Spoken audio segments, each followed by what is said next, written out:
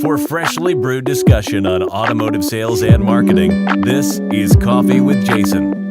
The Coffee with Jason podcast is sponsored by Closer's Coffee. For that full-bodied, rich, sweet flavor with a bright acidity, drink Closer's Coffee, stay caffeinated, and keep on closing. Find out more at closerscoffee.ca. Really appreciate you taking the time to spend and chat with me, and that's awesome. I know you guys are super busy all the time, so it's cool for you guys to take the time and chat with me. Pleasure. For the people out there that don't know who you are, can you give us that quick 2-minute intro that is El Patron? Guys, El Patron from Brooklyn, Mitsubishi, managing partner here. I'm the most social guy in New York right now, probably the whole country. That's probably true. That is. How'd you start in the business? What was kind of that path to where you are now? I've been in business about 15 years. I used to deliver pizzas. Now I'm delivering cars all over the country, selling cars like candy bars. I just fell in love with the car business, man. You know, I was good at it, right? I spoke Spanish. They gave me a shot in the Bronx, and I said, I'm going to go and take this thing to the next level. And, you know, now we're here, right? What drove you to cars? Was this something that was early on in your childhood? You just always kind of did cars? Is that something you kind of grew up into? No, it's, you know, when you're young, cars and chicks is pretty much the way goes one hand in hand? Yeah. So I got into them and I started like really learning about cars and just passionate about it. And I was like, you know what? This is my niche. You know, I didn't graduate high school. I was just like, this is it, man. Like I made like 94 grand my first year in sales. So I was hooked after that. It's like the mafia, you know, you can't get out. Yeah, once you get a little taste for it, 100%. You know, I got into the industry very similar. I had a buddy of mine in university who was selling cars, and he goes, "Hey, Jason, why don't you come sell cars with me?" I'm like, "Yeah, okay, I could try that." You know, and same thing. At first 2-3 months, it was just like a fish in water. And you're right, you start getting those checks, and you're like, "Oh snap!" Like, gotta keep going. My friend from high school, you know, 18-year-old, he's riding around brand new BMWs. 350Z had just come out, the new body style. So I was like, this guy is doing drugs, man. So I was like, listen, I want in. I just want to make sure it's legal, whatever. I said, no. He's like, I'm selling cars in the Bronx. And that's really how it happened. You know, I said, I'm Spanish, so I got to do good because, you know, the Spanish were going to help me. And it did big time in a big way. That's right. You had a kind of a niche market going right into it, right? So you had some opportunity there. And, you know, it's cool being up here in Canada. Actually, a lot of people can learn from that. You know, where we are being in Toronto, it's a melting pot of different ethnic backgrounds, right? Yes. So it's not uncommon actually for a lot of dealerships up here where the staff, you could have up to 9 different languages spoken at a dealership. Wow. You know, just simply there's just so many different people that are you know living here in the Toronto area. So hopefully we'll get you up here soon. Hey, why not? So that's how you got started. So tell me a little bit about your first whip. What was that first ride of yours? You know, that first one, the one you were trying to pick up chicks with. First car was a Honda CRX. That's 1,800 pounds. I'm still trying to buy it today, so I can add it to my collection. 1,800 pounds. It was red with the black leather seats. It was an SI. I mean, this thing was hauling ass, man. And that was my little whipper, you know, everywhere. That's awesome. Yeah. Fast forwarding, you know, you got into your love of cars early on. You got your first taste for it. I think a lot of us. I'm originally from the States, not from Canada. I've been here in Canada for the last 10 years. So, you know, it's a different game down there, right? It is very easy, or not I want to say very easy, but it is a high probability that a salesperson can make a really, really good living down there. It's not uncommon to see 6-figure incomes when it comes to automotive sales, you know, in that U.S. market, right? Now, fast forward a little bit, you got into some management and just kind of continue to work your way up to it. How did the whole Brooklyn Mitsubishi thing start for you? I started as a management. They made me team captain. Then I was a sales manager. They gave me my own little crew, and I did really well. So I opened up a Ford store. They taught me used cars. Became a used car manager. That's how I learned to use cars. And I was pumping out some numbers, man. So after that, basically, I had a downfall. I lost it all. I was at the top of my game. I was running 2 stores, Toyota and Ford, back in the days. And I was addicted to alcohol, man. So, you know, I was in the whole, that's why I'm writing a book about it. So I was just like, you know, I was just living this life. And I'm like, well, why am I doing this? So finally, I got into an accident and, you know, they had to fire me because of it. Wow. Yeah. So I had to like start all over again.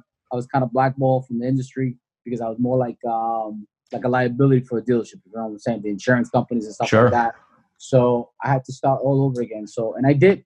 2008 when the recession happened.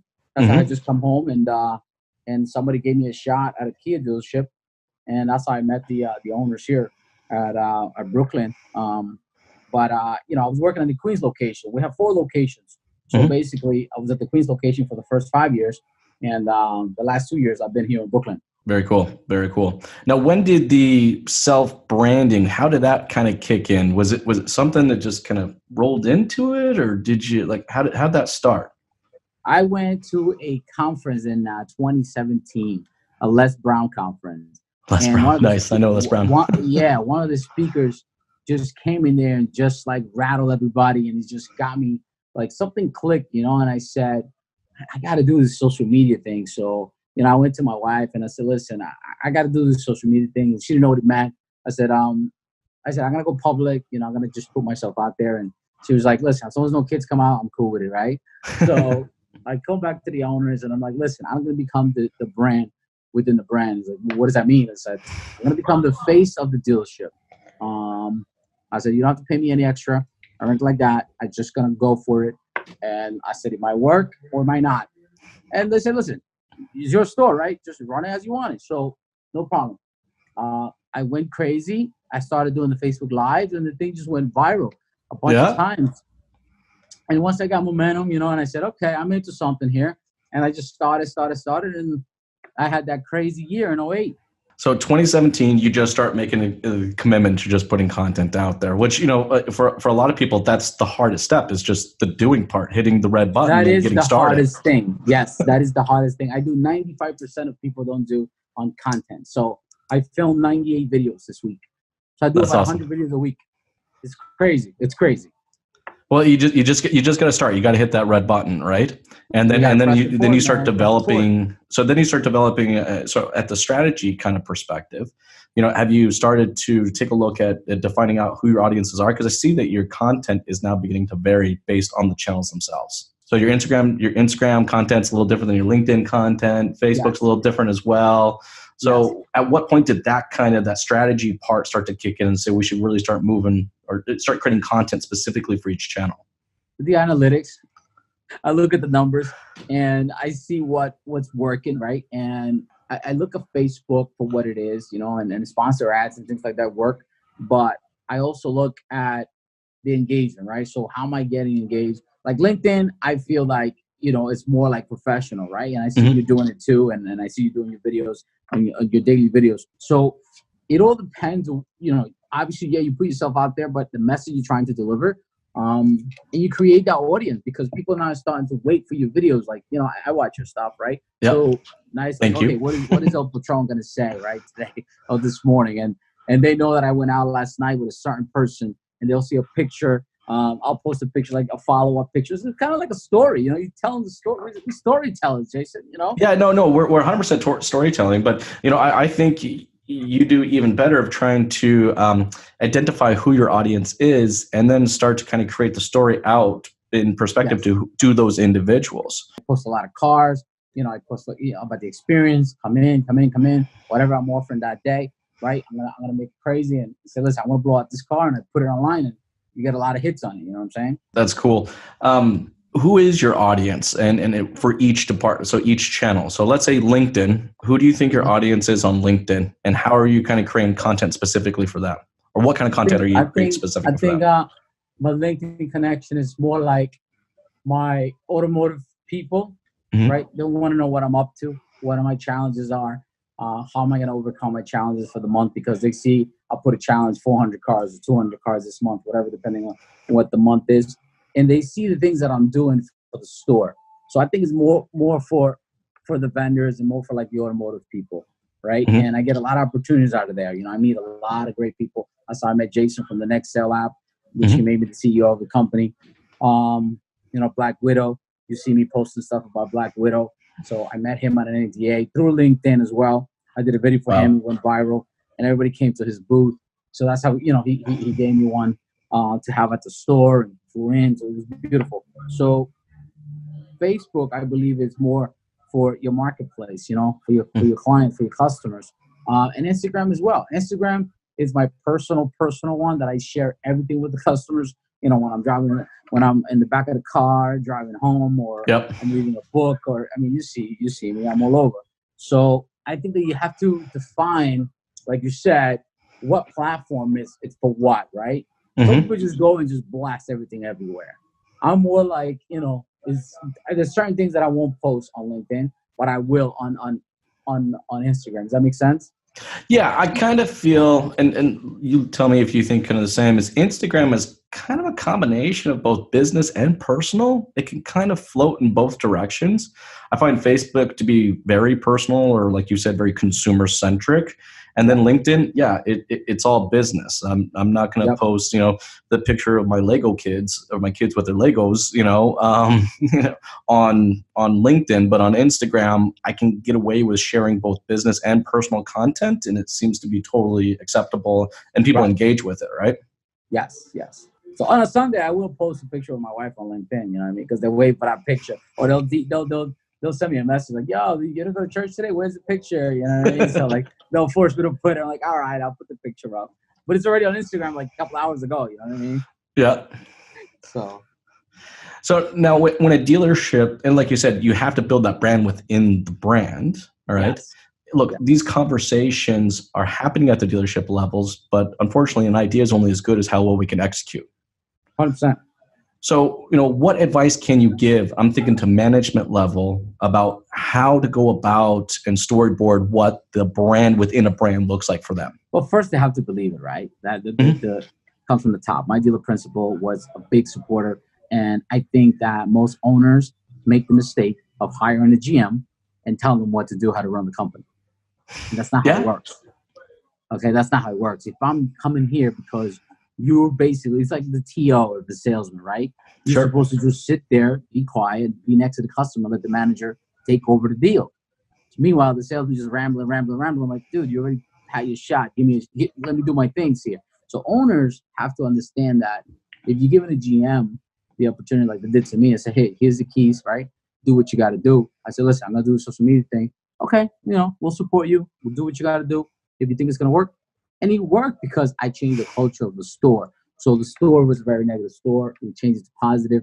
Everything's about, teamwork and effort. So it takes a lot for everybody to be on the same page, though. But I'm the most positive guy here at the dealership every day. Yeah. Every day, no matter what. I come in with the energy, and that energy transfers to the salesmen, to the customers, to the F&Is. So management got to understand. They got to first understand social media. Okay, some of them are just old school, and they just don't want to believe it. But social media is here. It's a necessary evil. You got to have it. If you don't have it on your dealership and you're not proactive on it, you lose it big time. Mm-hmm. All right. So you're lucky I'm not in Canada, because I'll be eating everybody's lunch over there. Actually, that's a good probability. Absolutely. Hey, 100%. I'm just saying, guys, reach out to me. I'm just saying. Just saying.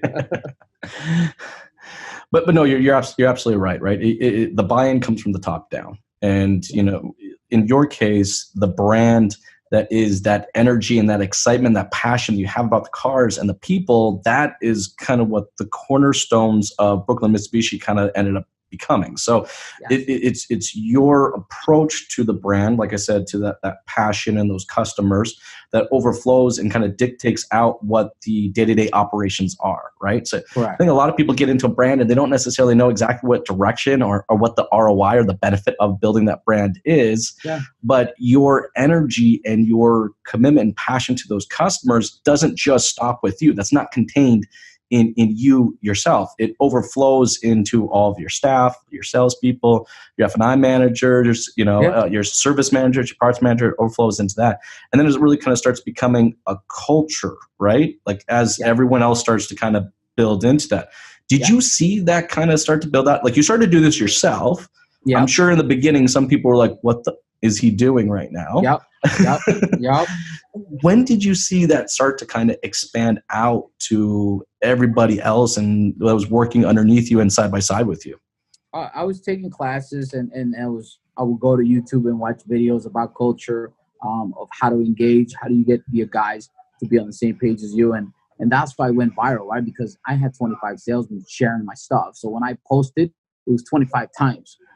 Going out like crazy. So I was reaching like hundreds of thousands of people. So they're like, who is this guy, Patron, just showing everywhere? My videos were just popping up everywhere. And that's why a lot of things went viral. And then I created my YouTube channel, and my YouTube channel was the same thing. They're like, this guy is everywhere, right? So now people's like engaged. Who is this guy? You know, the flashiness and the glasses is my logo, right? So that's why I wear sunglasses all the time. So now they're used to seeing me, you know what I'm saying? So, and the salesman kind of like, okay, yeah, that's just the way the company runs. All right. So now they're making content. So the guy comes in with the camera. We got to make videos together, or they want to do it on their own. So I create their own little characters for them. We give them their own name, and they run with that. Yep. Because people want to be entertained nowadays, Jason. Bottom line, there's no more, you know, the Netflix of the world.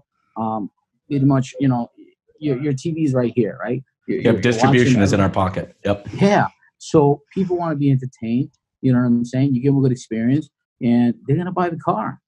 So we're doing a lot of that thing over here. Well, I find you guys are doing not only entertaining, but you're also educating. And I find within content, if dealerships can both educate and entertain consumers, then it's a win-win when those two kind of interline with each other. Because, I mean, man, how many walk-around videos have you seen out there that were just total garbage? Like they just regurgitated whatever the hell the brochure said or something like that. But I don't see your guys regurgitating what the brochure says. All right, you're putting it's their thoughts, their opinions, their flair on whatever that car is, right? So it's both entertainment and education. Now, what's really cool is I just collaborated on an article that was written up here in one of the automotive Canadian journals. And it had to do a lot with hiring and who we're hiring and how we're hiring. And you've kind of already done this, is that what you have is, like you said, the Power 25. You don't have just one brand. It's the collective effort of all these little micro brands in it, but supporting and, you know, helping each other really blows this whole thing up. And that's really the only way that is going to work, right? Everybody has to buy into it. Yeah. And, you know, my app does that. It allows you to personalize the brand yourself. It allows you to create content, to send thank you videos to customers, to think a little outside the box. We're the only Mitsubishi dealership in the United States that have 1,200 reviews. I checked all of them. So, and I did that in like 4 months. Like we were just going hard at it. You know what I'm saying? Selling average 350 cars. So every month we were getting crazy reviews. The app does that. That's just part of it. So when you create that culture, and right now we're running at 100% of the app. So that's the way that we do business here. So there's no other way. I'm all about accountability. So if I'm gonna ask you to do X, you're gonna do X. If you ask me, they're accountable to me, and I'm accountable to them. It works the same way, but it has to come from the top. If the GM doesn't buy into it, the guys are not gonna do it.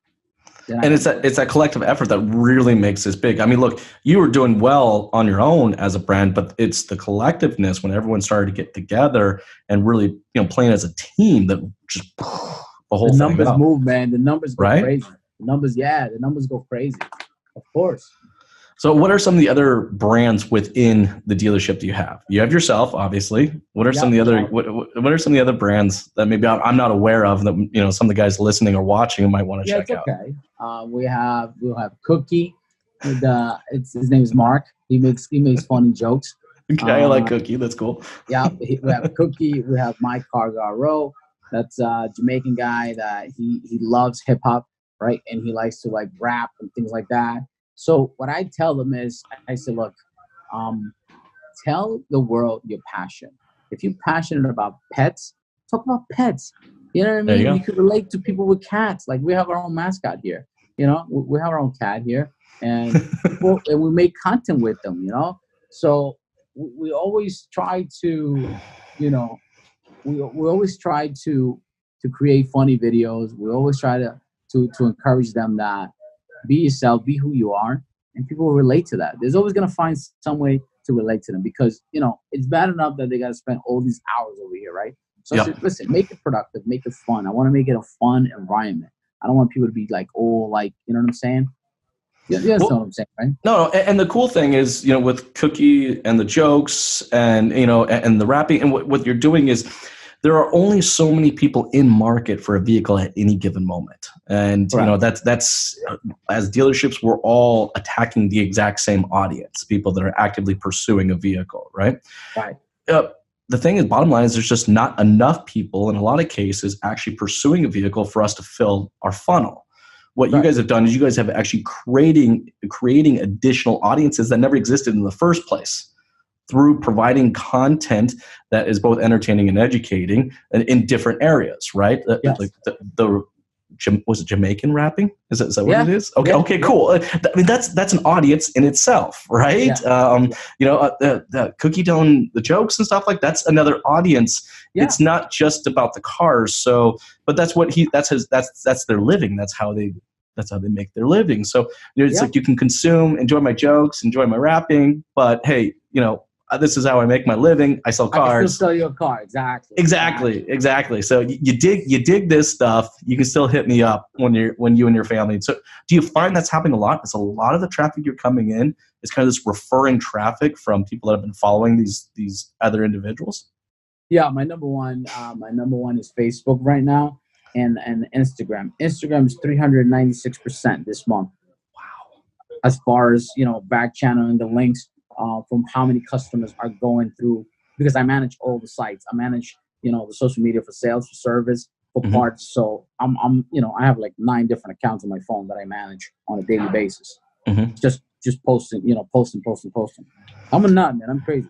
Well, and speaking of posting, look, a lot of dealerships out there are doing social media entirely wrong, right? I can't tell you how many, social media dealership accounts I go to, and they're literally the most non-social people I've actually ever met, right? I know. Well, all the content is just $350 biweekly, and here's a car, and here's another car, and here's another car, and even if they do get some engagement, then like nobody responds. No one's like, they're just posting crap for the sake of posting crap. Yeah. But that's not the way you guys are rolling. I mean, you guys are putting out content that educates and entertains, but then that earns you the right to throw in those $350 or those $250. You know what I mean? Like exactly. Your entire feed is not nothing but just an ad mat, right? It's content, and then the occasional ad mat you throw in there when you guys are doing your promos and specials, and that's cool, right? It's totally fair. But I think the key thing here is that you guys are actually engaging. You guys respond to everybody. Yes, we do. Like, I know social media is not like, it's not rocket science, but I mean, how many dealerships, you see this all the time, they don't fucking respond.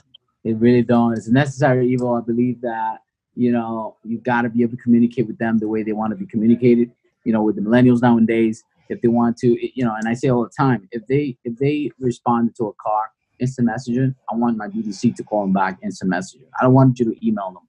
I want you to, if they reach out through Instagram, I reach out to them on Instagram, because that's how they want important. To address. Very important, because most of us will be like, "Oh, give me your email. I'll email you information." No, they don't want you to email them. They might be on their desk at work, and they can go on Instagram and just, you know what I'm saying? They might not have access to their email or whatever, or they don't want to be bothered on their emails because they're millennials. They're all about social media or Snapchat. You know what I'm saying? So, I have my Snapchat too. So some people reach out to me on Snapchat because I post a car or whatever. And I go back and forth, and we tag back and forth on Snapchat.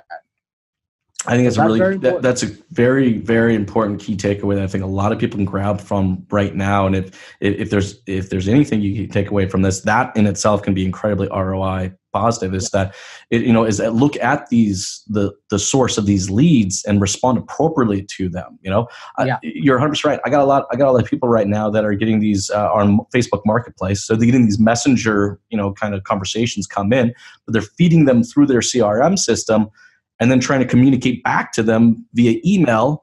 And then they're telling me like, these ain't freaking working. It's like, but that's not how they engaged with you in the first freaking place. Correct. Why would you email them? They want to be on Facebook, so they're instant messengers. That's why they want to be communicated. Is email kind of a weird thing that we're even asking for anymore? I mean, who actually communicates? I was thinking of that about all of our websites, and I think I saw, was it Brian Pash? I think maybe posted something recently as well about this, right? Yeah. It was like, all these forms on our websites are constantly asking for email addresses. But I don't communicate via email. Me neither. I hate reading my emails, bro. I do. I have to, but I hate it. I use it for maybe transferring files back and forth, but for the most part, I don't want to communicate that way. It's like, hit me up on Messenger or text message or DM me or something along that lines, right? And this is what I tell my guys, right? I have 10,600 emails, right? I have 0 unread text messages. So statistics says 98% of consumers will read a text message. regardless of, because it's not evasive, you're not really bothering them, right? So Yeah. it's very simple. You can just answer yes or no. So an email, like, good luck, you know what I'm saying? So my store is textable. So my main line, my girls, anyone in BDC can text the customer to the main number to the store. A lot of people are not doing that. Yeah, no, 100%, right? But that's also where we're doing things for ourselves and not necessarily for our customers, right? It's this self-centered approach that we take to our marketing efforts and our operations, that we're trying to force customers into our process, not necessarily creating a process like you guys have that is actually designed for the customer. And look, we know if you do it for the customer, you're the one that always ends up winning. Correct. Get them here. So being able to offer to the customers to communicate in the way that they want to communicate, all right, just opens up even more opportunities for you guys, and just it supports your brand as far as being customer centric. Right. Have you started to see that? And look, your brand is kind of built on, and you tell me if I'm right on this, energy and really kind of customer centric and passion. Those kind of be some is that a good way to do that? Is there anything I'm missing? Yes, very good way. So it's safe to say that because those cornerstones are your brand, that a lot of the operational processes that you developed are supported because of those cornerstones. That's how they came about. Pretty much. So that's where we have to start. That's where these dealerships have to start, and management has to start at management level, right? Like, you guys got to have this conversation. They can contact me and I'll do it for them. They just got to pay me a lot of money. That's right. But with that said, though, there's a huge return on that investment. And I don't disagree with you by any means there, that if they don't feel like they can sit down and really define out what their brand is and what those cornerstones are, then how to develop out strategies to, really support the marketing efforts of those, they need to hire someone. Straight up. Because they're not going to do it. They're not going to be consistent like you are, right? You put your videos every day. They're not going to do it. They're not going to follow through. I followed through. I have my own media company that can do it. So you get what I'm saying? But I'm the guy that's relentless to say, you got to put it out there. You got to put the content. We post a certain amount of time every time. Sometimes strategically, sometimes it's just, a testimonial from a customer. Like, somebody came from California today, flew into California to pick up a car. So yeah, that's a video I want to throw up there because it's valid. It's very valid, right? It's very from powerful. California. And that's a hell of a trip, man. Yeah, he flew in and he's driving back to Cali. He passed tens of thousands of dealerships to get to you. That's pretty awesome. What was he picking up? Do you mind if I ask?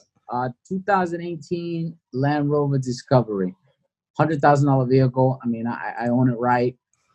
We treated him like right gloves over the phone. We did the deals. I'm doing the whole Carvana thing. So yeah, I'm going after Carvana, man. I don't care if they hear it, but I'm going after them. All right, Carvana, if you're listening right now, you better watch out. El Patron is on Amazon, his way. El Patron, Amazon style. Is that going to be the next website we're going to see? Is El Patron Amazon? I'm already working on it. How about El Patron Direct? Can we do just El Patron Direct? All right. Thank you, Jason. El Patron directly to you. That's it. You got to deliver these things with like some sick swag bags or something like that, Hell yeah. Totally. I would actually love to see like a Christmas sweater with your face on it, little Santa Claus hat. That would be that. If you decide to make one of those, send one my way. I'm working on my clothing line, bro. Yeah, you know what? We actually just launched some merchandising stuff. It's us just having fun right now, but it's right now it's just we have t-shirts and coffee mugs, and then our coffee. We have our beer club. Unfortunately, I can't send that across the border. Otherwise, I would totally send you some.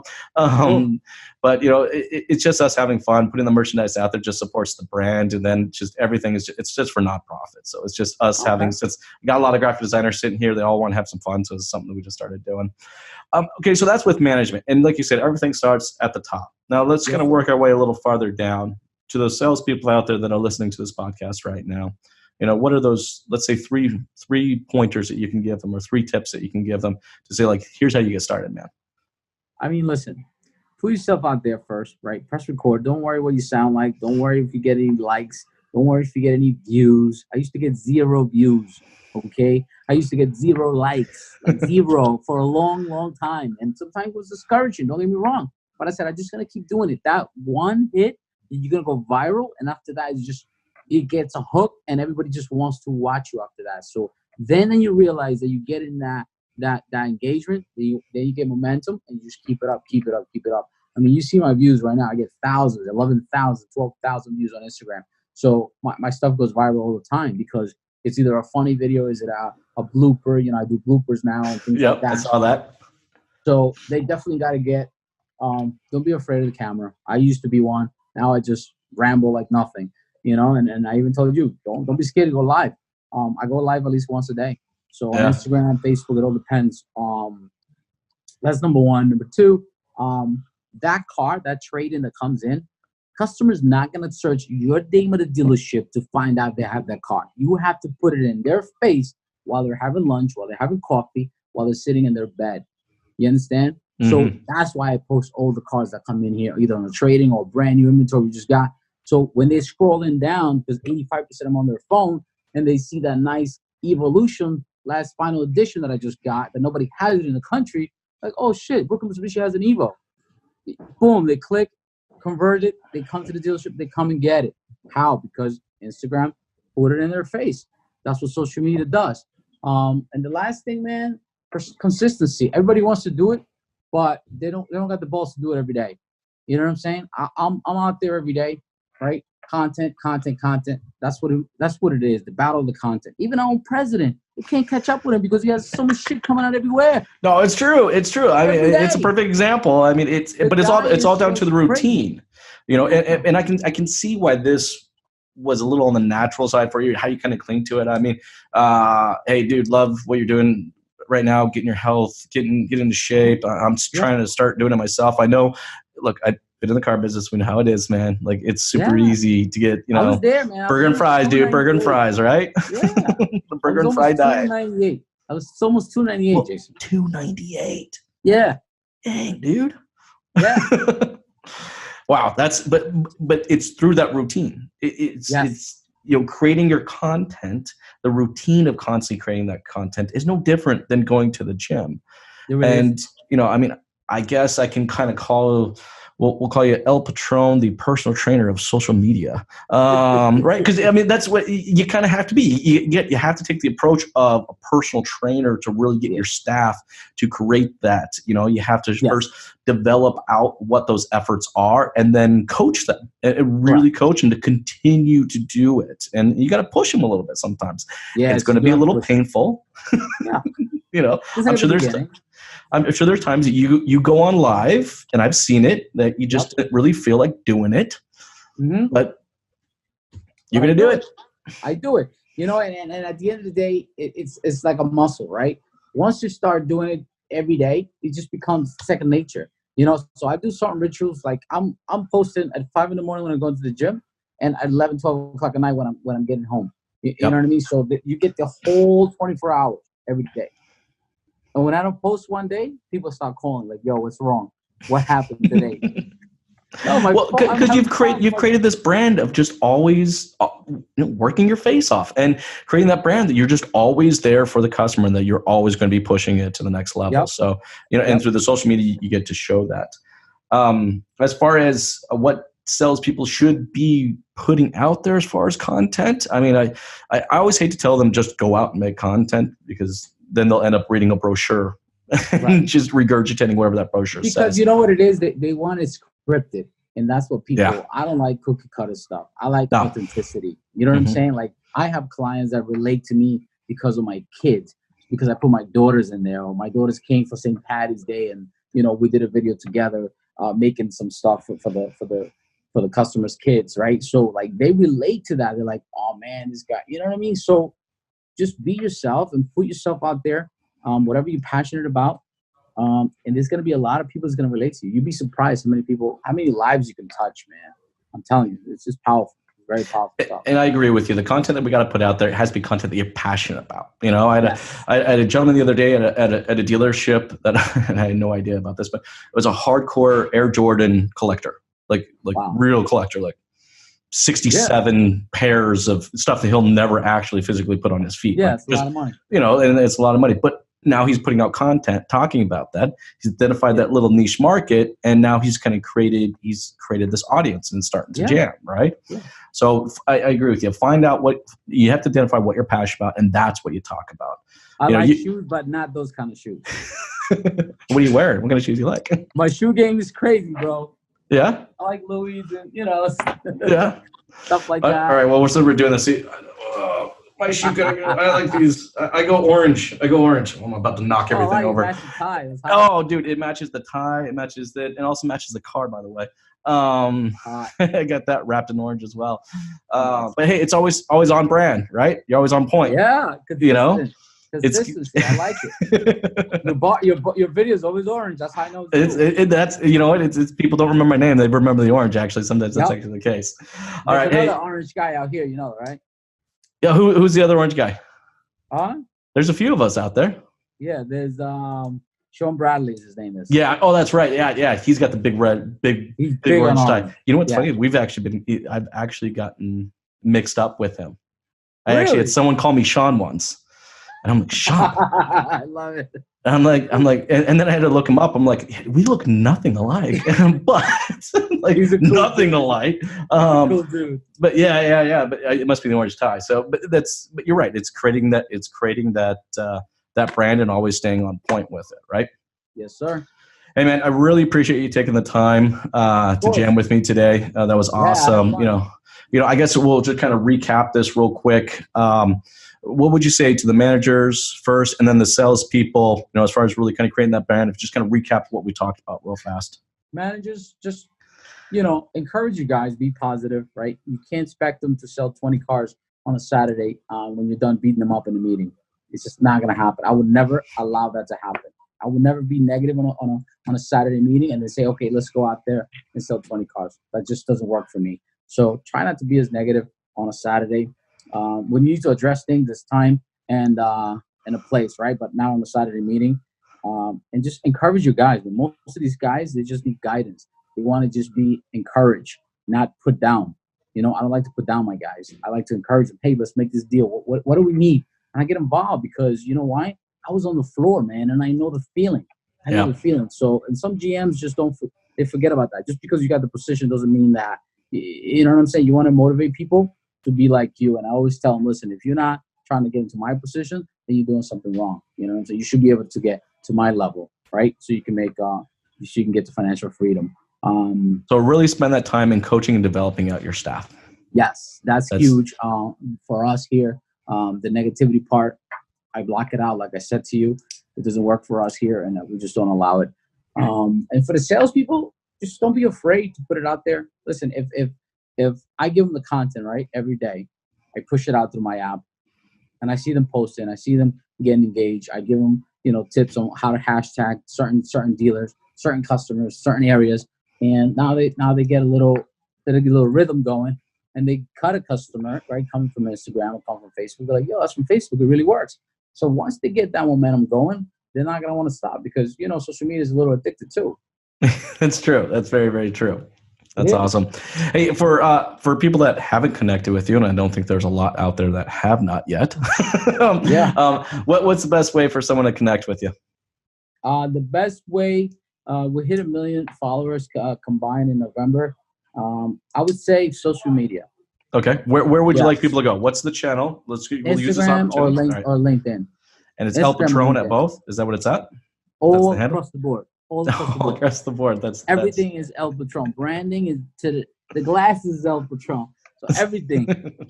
Go on, Jay. I know. No. It's cool. Same with me. Everything is strategy with Jason. Literally everywhere you go. So that's awesome. So and hey, let's do a little shameless plug opportunity. What can you tell me about the conference you got going on this year? All right. So 2018, we did it it was more on personal branding. It was just automotive. This year, I think we're going to do it overall, because a lot of people are pretty much in the space, like you said, like social media, right? So it's necessary. You kind of need it for your business. You got to have it no matter what. You got to put yourself out there and put your product out there. So it's going to be a game changer, but it might not be just automotive. There might be a lot of people because we're looking to get like 1,000 people this time. So if I can get some Canadian friends out here, we'll make sure. Oh, you can count me in. I'm totally there. 100%. I'll be front row. I might even have to Hey, you let me know, man. I'm always in. Otherwise, I will be front row heckling you like crazy. No problem. I will. Cool. No hey, El Patron, man. Thank you so much for your time. I really appreciate you coming on stage. Of course, man. My pleasure. Keep the videos coming, and let's just have a rock in 2019, man. Awesome, dude. Will do. Thank you. You're very welcome, Jason. All right, bye. Have a great day, man.